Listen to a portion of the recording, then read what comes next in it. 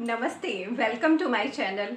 आज मैं आपको जो बातें बताने वाली हूँ वो इस चीज़ पे चर्चा करती है कि हम सभी के भाग्य को ईश्वर ने पहले से ही लिख रखा है कि हमारे साथ क्या भविष्य में होने वाला है और हमें क्या मिलने वाला है और क्या नहीं मिलने वाला है। एक बार एक मंदिर में ईश्वर हमेशा खड़े ही रहते हैं, तो उनका एक भक्त बोला कि भगवान आप कहीं जा नहीं पाते हैं और आप चाहे तो दुनिया में भ्रमण कर सकते हैं, मैं आपकी जगह खड़ा हो जाऊंगा जब तक आप भ्रमण करके नहीं आते। तो भगवान कहते हैं कि ठीक है, मैं चला जाता हूँ लेकिन कुछ जिम्मेदारियां मैं दे के जाऊंगा, क्या तुम उन जिम्मेदारियों को निभा लोगे? तो उनका भक्त कहता है कि हाँ बिल्कुल, जैसा आप कहेंगे मैं वैसा ही करूंगा। तो ईश्वर कहते हैं कि क्योंकि मैंने तो सबका भाग्य पहले से ही लिख रखा है, बस मंदिर में जो भक्त आएगा तुम उसे देखना और सुनना, बस बोलना बिल्कुल नहीं। तो वो भक्त जो है ऐसा ऐसा करने के लिए हामी भर देता है, तो ये भगवान वहाँ से चले जाते हैं और उनका भक्त जाके ईश्वर की जगह पे वहीं खड़ा हो जाता है।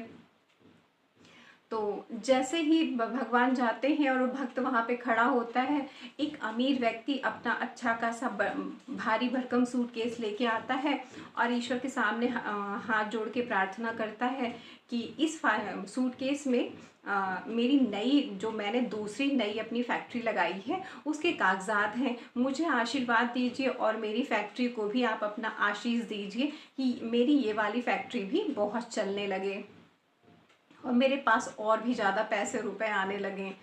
तो वो कुछ भक्त कुछ बोलता नहीं, वो सिर्फ देखता है और सुनता है। उसके बाद अपनी प्रार्थना पूरी करके वो व्यक्ति जाने लगता है। तो उसका जो पैंट में जो पर्स होता है पैसों से भरा हुआ, वो वही मंदिर में ही गिर जाता है, वो चला जाता है, उसको पता नहीं चलता। फिर वहाँ पे एक गरीब व्यक्ति आता है जो कि फिर हाथ जोड़ के भगवान वहाँ पे प्रार्थना करता है कि भगवान हमारे कुछ तो हमको दे दें, मेरे घर में खाने के लिए कुछ नहीं है, मेरा बच्चा भी बीमार है, इलाज के भी पैसे नहीं है, घर वालों को खिलाने के लिए भी पैसे नहीं है, मैं बहुत परेशान हूँ, क्या करूँ? तब तक उसका पैर वहाँ पड़े हुए बटुए से टकराता है, अमीर व्यक्ति के बटुए से। वो उस बटुए को दे उठाता है, देखता है कि नोटों से भरा हुआ बटुआ है, वो बहुत ज़्यादा खुश हो जाता है, उसको लेके चला जाता है कि उसको ये लगता है कि ईश्वर ने उसकी प्रार्थना तुरंत सुन ली और उसकी इच्छा पूरी हो गई।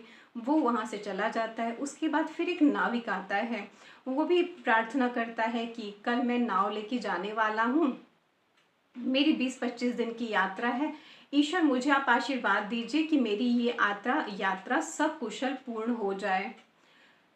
बस अभी वो प्रार्थना कर ही रहा था, तब तक वो अमीर व्यक्ति पुलिस को लेकर के मंदिर में आ जाता है कि मेरे बाद ये नाविक ही यहाँ पे आया है, ज़रूर मेरा बटुआ यहीं पे गिरा होगा और इसने ले लिया होगा।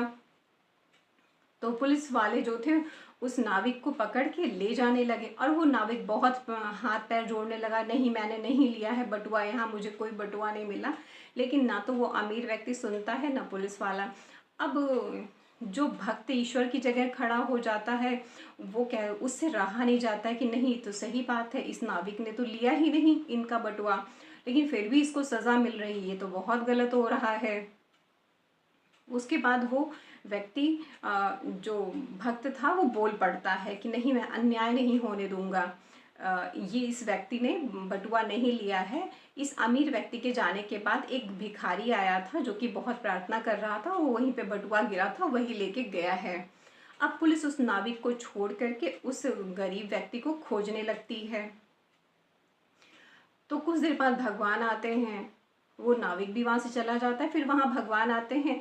अब भक्त सोचता है कि मैं अपनी सारी जो मैंने अच्छा काम कर दिया है ये मैं भगवान को बता दूँ, भगवान तो मेरे इस कार्य से बहुत ज़्यादा खुश होंगे।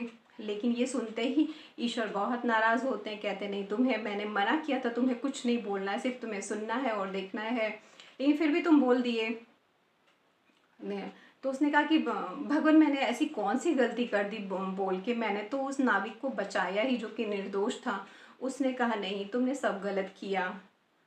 कुछ ही 5-6 दिन के बाद समुद्र में भयंकर तूफान आने वाला है और वो व्यक्ति उस तूफान में जाएगा और वो डूब के उसका जीवन समाप्त हो जाएगा। ऐसे तो उसको पुलिस पकड़ के ले जाती, वो जेल में ही रहता।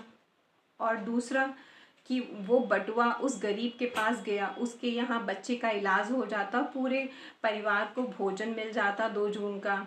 और जो अमीर व्यक्ति था जिसका बटुआ गिरा था, वो गलत कार्य करता है, गलत तरीके से पैसे कमाता है, उसका गिरा हुआ बटुआ गरीब व्यक्ति को मिलता, कुछ तो पुण्य उसके भाग्य में चला ही जाता। लेकिन तुमने सब गलत कर दिया।